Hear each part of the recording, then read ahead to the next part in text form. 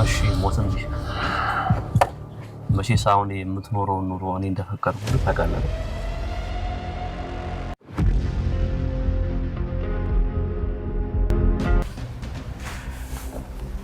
በእውነቱ እንዳገግም ስለረዳኸኝ ከልብ አመሰግናለሁ።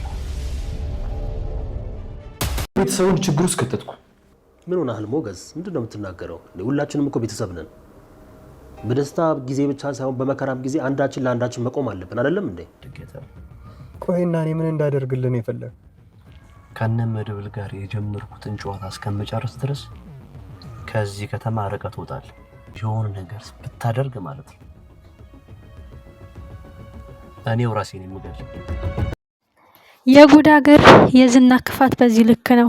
መድብል እንኳን ዝና በዚህ ልክ ድራማ አይሰራም።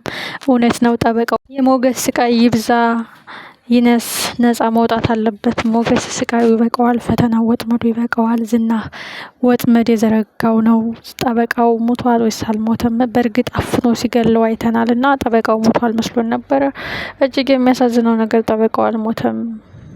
ካሌብ ሞሲሳ ጫና ስላሳደረበት እነዝናህን በቁጥጥሩ ስር ለማድረግ የጀመሩትን ክስ እንዲያቆሙና ምስክሮቹ እንዲበታተኑ ስለፈለገ ነው። ይሄንን ጠበቃ ሞተሃል፣ ተቀብረሃል፣ ለቤተሰቦችም እንደሞትክ መርዶ ይነገራል። ከዚያ ግን ሕክምና አድርገን እናድንሃለን፣ ግን እንዳለህ በህይወት እንደተረፍክ ማንም ማወቅ የለበትም ሲል አስጠንቅቆታል። እጅግ የሚያሳዝነውና እጅግ የሚገርም ጉዳይ ይህ ነው።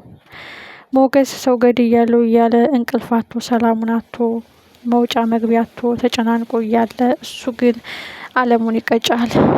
ዝና ክፋትና ተንኮል አሁንም እንደቀጠለ ነው። ሰላም ሰላም፣ የተከበራችሁና የተወደዳችሁ ወደ ቤተሰቦች እጅግ አጓጊና እጅግ ልብ አንጠልጣይ ሆኗል። እንግዲህ ካሌብ ሞሲሳ ከዝና ጋር ተባብረው እነ መድብልን ለማጥፋት ያቀዱት እቅድ እጅግ ያሳዝናል። ፈተናችሁ፣ ስቃያችሁ ሀይለቅ የተባሉት ሉላና መድብል፣ ሉላና ዝና አሁንም በጭንቀት ውስጥ ናቸው። ጠበቃው ሞቷል ተብለው እነሱ እየተሳደዱ ነበረ። በጣም ያሳዝናል። በጣም ልብ ይሰብራል። ኦልሬዲ ጠበቃው ሞቷል ተቀብሯል የሚለው ነገር ነው አሁን ሞገስም መድብልም ያወቁት ማለት ነው። ግን ዝና ክፋትና ተንኮሉ በዚህ ልክ ይሄዳል ወይ? እስከዚህ ድረስ የክፋቱን ጥግ አሳይቷል። እንግዲህ የጠበቃው ቤተሰቦች ልጃችን ሞተ፣ ውዱ ባለቤቱም ባሌ ሞተ፣ ልጆቹም አባታችን ሞተ እያሉ ስቅስቅ ብለው አልቅሰው ቀብረውታል። ባዶ ሳጥን። ይሄ ራሱ ከባድ ወንጀል ነው የራሱ ማለት ነው። እና እንግዲህ እውነት ተቀብሮ አይቀርም፣ ይመነምናል እንጂ አይበጠስም፣ ቢቀበርም አይበሰብስም። እንደውም ለነ ዝናና ለነ ካሌብ ሞሲሳ ትልቅ ምስክር አለ። ሞቷል የተባለው ሰው ተነሳ፣ ተቀበረ የተባለው ሰው በህይወት አለ። ገድያለሁ ብሎ ሰላሙን አጥቶ ህሌናውን እንቅልፍ አሳጥቶት ሰላም አሳጥቶት የከረመው ሞገስ ነፃ የሚወጣበት ቀን ነው የሚሆነው። የጠበቃው በህይወት መኖር መረጋገጥ ብሎ የሰው ፍጹም የለውም። አንድ ቀን በስህተት ሊገኝ የሆነ የሚያውቀው ሰው ሊያገኘው ይችላል።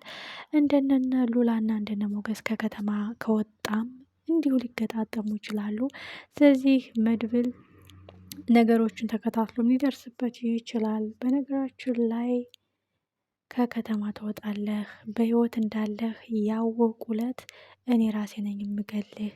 እነ መድብል የጀመሩትን ክስ እስከሚያቋርጡ ድረስ እንደ ሞትክ ነው አንተ የምትቆጠረው ማለት እንግዲህ አስጠንቅቆታል። ግን ዝና እስከ መቼ ተጠንቅቆና እስከ መቼ ተንኮሉም በትክክል እየቀመረና እየቀመመ ይቀጥላል? የሰው ፍጹም የለውም። አንድ ቀን ስህተት ተሰርቶ ጠበቃው በህይወት እንዳለ ከተረጋገጠ ትልቅ ማስረጃ ዘብጥያም እሱን ራሱ ዘብጥያ አስወርዶ በነ ካሌብ ሞሲሳና በነ ዝና ላይ እንዲመሰክር ይደረጋል ማለት ነው። ስለዚህ በጣም ደስ ይላል ጠበቃው በህይወት መኖሩ። መድብልም እጅግ የተጨነቀው የእውነትም ጠበቃው ሞቷል፣ በእርግጥ ሞቷል ተብሎ ተሰጥቷቸው ነው እንጂ አስክሬኑ ያለ ምክንያት ድንኳን ጥለው ጥቁር ለብሰው አያለቅሱም የሚሉት ነገር ነው እነ መድብል የተሸወዱት። ግን የጊዜ ጉዳይ ነው እንጂ ሀቅ ሀቅ ናት፣ ትመራለች እንጂ አትዋጥም። ሀቅ ፊት ለፊት ትወጣለች። ዝና ራሱ በዘረጋው ወጥመድ ራሱ ይወድቅበታል። ግን ለሞገስ ደስ ብሎኛል። እኔ ነፃ የሚወጣበት ቀን ቢርቅም ቢያንስ እውነታው እስከሚወጣ ቢንከራተትም ነፍስ እንዳላጠፋ ወንጀል እንዳልሰራ እንደውም በተገላቢጦሽ ከአሳዳጁ ተሳዳጅ የሚሆንበት ቀን ይመጣል ማለት ነው። ማለት በውሸት ሰው ገለሃል፣ በውሸት ጠበቃውን ነፍሱን ነጥቀዋል በማለት ሰላምና ያጣው ኑሮውን ያጣው ሞገስ ነፃነቱ የሚታወጅበት ቀን ጠበቃው በሕይወት እንዳለ ሲረጋገጥ ነው። ሁላችንም በጉጉት እንጠብቀዋለን። እጅግ አስተማሪ፣ እጅግ ልብ አንጠልጣይ ምሳሌ። እናንተስ እንዴት አገኛችሁት? ሌላው ትልቁ ጉዳይ የሉላና የሞገስ ህይወት ነው። እስከ መቼ አንተ ታስረህ እኔ በህይወት መኖር አልችልም እያለች ነው ሉላም እንግዲህ አማራጭ ስታጣ ለዝና ራሷን ማሳልፋ ልትሰጥ ትችላለች።